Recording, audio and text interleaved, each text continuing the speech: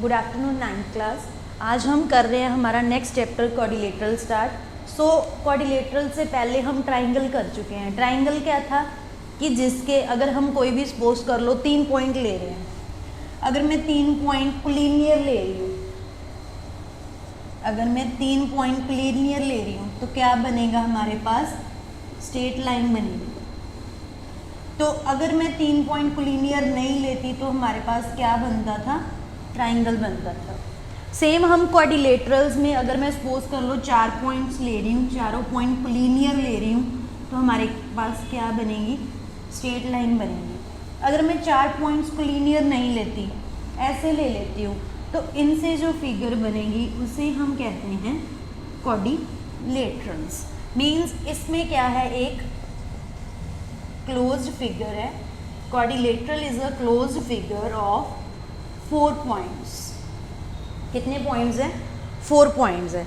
अगर मैं इसे क्वाड्रिलेटरल का नाम दे दूं A, B, C and D, तो कितने वर्टेक्स हैं इसके, 4 वर्टेक्स हैं।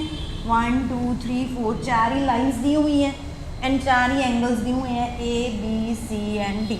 तो it is quadrilateral is a closed figure of 4 points. Also there are 4 vertex, 4 angles and 4 lines. Next हम इसकी करेंगे टाइप्स। कितने टाइप्स के हैं, पहले हम एग्जांपल करते हैं। एग्जांपल कौन कौन सी हैं क्वाड्रिलेटरल की। डेली लाइफ में बहुत चीज़ें देखते हैं जो क्वाड्रिलेटरल शेप की हैं, 4 शेप की हैं। जैसे आपके सामने क्या है, एक ब्लैक बोर्ड है, आपके हाथ में फ़ोन है, वो भी क्या है, 4 पॉइंट से एक क्लोज फिगर बनी हुई है, वो क्या है, एक क्वाड्रिलेटरल है। तो हम इनकी एग्जांपल्स लिखेंगे। फर्स्ट एग्जांपल आ गई हमारे पास blackboard, blackboard. Second example आपकी कोई बुक, नोटबुक और आपका फ़ोन। ये सारी शेप्स क्या है, आपकी क्वाड्रिलेटरल शेप्स हैं। नेक्स्ट हम इसकी करते हैं स्पेशल टाइप्स।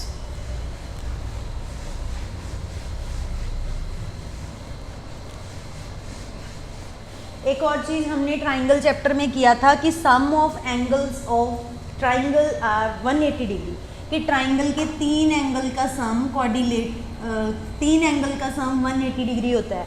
तो 4 एंगल का सम भी कुछ होगा। सपोज कर लो हम ले रहे हैं A, B, C, D quadrilateral ले। एक चीज़ और, इसके 2 डायगोनल्स होते हैं। हमने क्या लिखा था कि क्वाड्रिलेटरल क्या है, it is a closed figure of 4 points, 4 lines, 4 angles plus 2 diagonals, which are diagonals A, C and B, D are 2 diagonals of quadrilateral. Okay, next हम सम प्रूफ करते हैं। Sum of angles of quadrilateral is 360 degree. Property कर रहे हैं हम। First property है आपकी कि जब इसके क्वाड्रिलेटरल के एंगल्स का सम क्या होगा, 360 degree. Means angle A plus angle B plus angle C plus angle D is equal to 360 degree. छोटा सा प्रूफ है, देखते हैं। मैं क्या करती हूँ, इसको ज्वाइन कर लेती हूँ AC को। तो एक ये ट्राइंगल मिला और एक ये ट्राइंगल। पहले मैं ट्राइंगल देख रही हूँ ABC। हमें पता है 3 एंगल्स का सम क्या होता है, 180 डिग्री। तो एंगल एक ये बन रहा है, एक एंगल ये बन रहा है, एक एंगल ये बन रहा है। तो क्या लिखूंगी मैं इसे तो सारा B लिख सकते हैं। ये एंगल क्या मिल रहा है, BAC। In triangle ABC angle BAC plus angle ACB plus angle B is equal to 180 degree. As हमें पता है कि sum of angles of triangle is 180 degree. Again मैं ट्राइंगल ले रही हूँ DCA, एक ये एंगल और एक ये एंगल और एक ये एंगल। सेम प्रॉपर्टी, 3 एंगल्स का सम क्या होता है हमारे पास, 180 degree. Means angle D plus angle DAC plus angle DCA will be equal to 180 degree. इसे मैं सेकंड मान लेती हूँ, इसे मैं फर्स्ट मान लेती हूँ। अब क्या करेंगे, हम ऐड करेंगे 1 एंड 2 को। 1 एंड 2 को ऐड करेंगे तो क्या चीज़ें बन जाएंगी, ये 3 और ये 3, दूसरी साइड क्या बन जाएगा 180 प्लस 180 360 डिग्री। अगर हम देखें D A C angle and C A B angle, ये वाला हाफ एंड ये वाला हाफ ऐड होके पूरा क्या दे रहे हैं हमें एंगल थी। सेम ये वाला हाफ एंड ये वाला हाफ हमें मिलके क्या दे रहे हैं पूरा एंगल सी। अगर हम इन दोनों इक्वेशंस को ऐड करें तो ऐड करके हमारे पास क्या मिलेगा, मैं इसी में ही ऐड कर देती हूँ। मिलेगा हमारे पास angle D plus angle D A C plus angle D C A will be equal to 180 plus 180 equal to 360 degree. तो हम बी एंड डी को तो एज इट इज़ ही लिखे रहने दो। हमें पता है B A C and D A C दोनों आपस में मिलके क्या दे रहे हैं हमें angle A, plus angle B as it is plus angle D as it is plus D C A and A C B आपस में मिलके हमें क्या दे रहे हैं एंगल सी। तो यही हमने प्रूव करना था कि चार एंगल का सम क्या होता है क्वाड्रिलेटरल का 360 डिग्री। तो हमारे पास ये फर्स्ट प्रॉपर्टी है क्वाड्रिलेटरल की, चार एंगल्स का सम क्या होता है 360 डिग्री। नेक्स्ट हम कर रहे हैं पैरेललोग्राम, इसकी टाइप्स में हम करेंगे first parallelogram, second is rectangle, third is rhombus, fourth is square, fifth is kite, sixth is trapezium, और कोई बचा है rectangle, rhombus, square, kite, trapezium. चलो पहले इतना ही देखते हैं, पहले हम पैरेललोग्राम देखते हैं, पैरेललोग्राम की प्रॉपर्टीज देखते हैं। पैरेललोग्राम कैसी फिगर है, closed figure of 4 points having opposite sides are parallel, means AB is parallel to CD and AD is parallel to BC। इसकी प्रॉपर्टीज करते हैं एक दो। इसकी प्रॉपर्टीज होती है कि एक अपोजिट एंगल्स इक्वल होते हैं। फर्स्ट ऑफ ऑल मैं एक डायगोनल ड्रॉ करती हूँ AC। हमें पता है ये दो लाइंस पैरेलल दी हुई हैं, दो लाइंस पैरेलल हूँ तो ये एंगल किसकी इक्वल होता है, ये एंगल अल्टरनेटिंग एंगल्स। तो क्लियरली अगर मैं ट्राइंगल लूँ ADC एंड ट्राइंगल ABC, तो इस ट्राइंगल में क्या आएगा, ये वाला एंगल इसके इक्वल आएगा, वन एंगल टू के इक्वल आएगा, alternating angles, alternating angles. Same अगर मैं कहूँ ये एंगल 3 है और ये एंगल 4 है, तो एंगल 3 हमारे पास एंगल 4 के आएगा। Same reason alternating angles because AB is parallel to CD line. तो दोनों एंगल्स पैरेलल है। हमें पता है अगर दो ट्राइंगल्स को कन्ग्रुएंट प्रूव करना है तो हमें एक और चाहिए side. AC equal to AC दोनों में क्या दी हुई है, कॉमन है, तो हम लिखेंगे triangle ADC is congruent to triangle ABC by angle side angle. अगर ये प्रॉपर्टी प्रूव कर देते हैं तो कॉरेस्पॉन्डिंग पार्ट्स भी क्या आ जाते हैं, कन्ग्रुएंट आ जाते हैं। Means AD will be equal to BC and DC will be equal to AB। तो पैरेललोग्राम का हमें क्या रिजल्ट मिला कि अपोजिट साइड्स क्या होती हैं, equal. means opposite sides are equal। Parallel तो थी हमें क्या मिल गई, इक्वल। नेक्स्ट हम इसकी प्रॉपर्टी करेंगे कि opposite angles are equal, opposite angles are equal.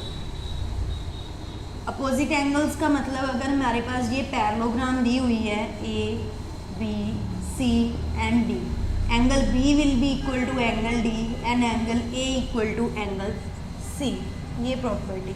हम कर रहे हैं, angle A equal to angle C. अगर हम जब हमने अपोजिट साइड्स इक्वल प्रूव की हैं उसमें मैंने क्या किया था, ये दो ट्राइंगल्स को मैंने कन्ग्रुएंट प्रूव कर दिया था। 1 एंगल दिया हुआ था 2 के इक्वल, 3 एंगल दिया हुआ था 4 के इक्वल। हमें पता है 4 एंगल्स का सम क्या होता है 180 degree. Angle A plus angle B plus angle C plus angle D equal to 360 degree. हमारे पास ये रिजल्ट तो डायरेक्टली आ जाएगा कि एंगल बी एंगल डी के इक्वल होगा by C P C T, corresponding parts equal आएंगे। जैसे हमारे पास साइड्स इक्वल दी थी, सेम रिजल्ट से हम दोनों ट्राइंगल्स को कन्ग्रुएंट ले लेंगे and angle B will be equal to angle D. अब हम कह रहे हैं कि 4 एंगल्स का सम 360 डिग्री है। एंगल 1 हमारे पास एंगल 2 के इक्वल था, एंगल 4 हमारे पास एंगल 3 के इक्वल था। ए को मैं लिख रही हूँ एंगल 1 प्लस एंगल 4, बी को मैं एज इट इज़ लिख रही हूँ एंड एंगल सी को मैं लिख रही हूँ 2 plus 3 plus angle D will be equal to 360 degree. Clearly angle 1 हमारा एंगल 2 के इक्वल है एंड एंगल 4 हमारा एंगल 3 के इक्वल है। या हम ऐसे भी लिख सकते हैं कि एंगल 1 हमारा एंगल 2 के इक्वल है, एंगल 3 हमारा एंगल 4 के इक्वल है, या एंगल 4 हमारा एंगल 3 के इक्वल है। अगर मैं इन दोनों को ऐड कर दूं तो यहाँ बन जाएगा angle 1 plus angle 4 will be equal to angle 2 plus angle 3। Angle 1 plus angle 4 बन रहा है हमारा angle A and angle 3 plus angle 2 बन रहा है हमारा angle C. Means opposite angles का पेयर क्या होता है हमारे पास इक्वल होता है। सेम हमारे पास बी एंगल दिया हुआ है एंगल डी के। अगर मैं यहाँ से एंगल ए को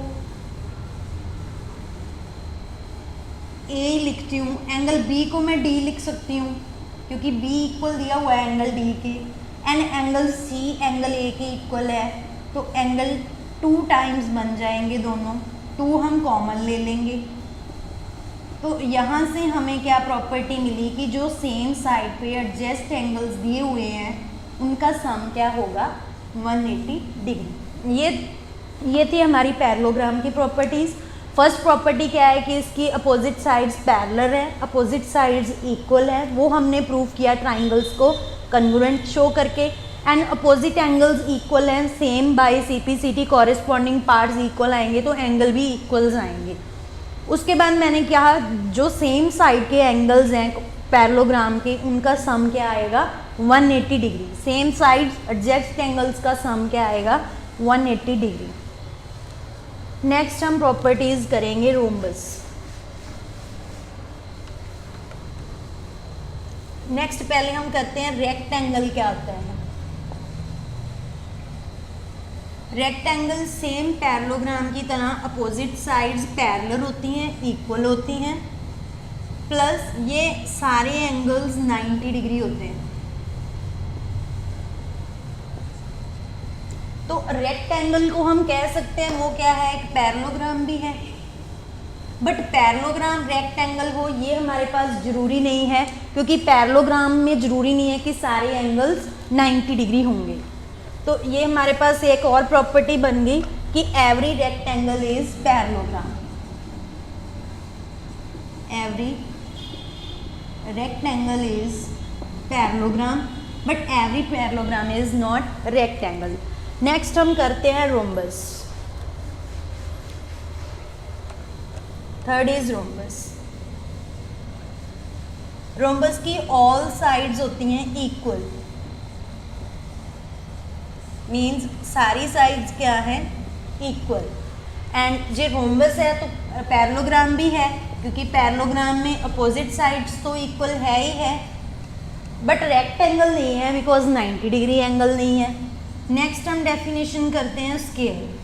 स्क्वायर में all sides are equal and all angles are 90 degree. Means अगर स्क्वायर है तो वो रेक्टेंगल भी होगा। स्क्वायर है रेक्टेंगल होगा बिकॉज 90 डिग्री एंगल्स भी दिए हुए हैं, अपोजिट साइड्स भी इक्वल दी हुई हैं, बट रेक्टेंगल स्क्वायर नहीं होगा क्योंकि स्क्वायर होने के लिए 4 साइड्स इक्वल होंगी, बट रेक्टेंगल में ओनली 2 साइड्स हमारे पास इक्वल दी हुई हैं। तो हम प्रॉपर्टी लिख लेंगे every square is rectangle and every square is rhombus because all sides are equal, but converse not true. हर एक का कन्वर्स ट्रू नहीं है, क्योंकि रेक्टेंगल है तो सारी साइड्स तो बराबर नहीं है। स्क्वायर के लिए सारी साइड्स इक्वल होनी चाहिए, 90 डिग्री एंगल होना चाहिए। रोम्बस है तो स्क्वायर जरूरी नहीं है, क्योंकि रोम्बस की साइड्स तो इक्वल हैं but angle is not 90 degree. So here I written converse is not true of the above result. Rhombus है पैरेललोग्राम होगा, स्क्वायर है तो पैरेललोग्राम भी होगा, क्योंकि पैरेललोग्राम हमारे पास रेक्टेंगल भी होता है तो ये स्क्वायर भी पैरेललोग्राम होगा। ओके, ये थी हमारे पास प्रॉपर्टीज। आगे हम इसकी थ्योरम्स डिस्कस करेंगे।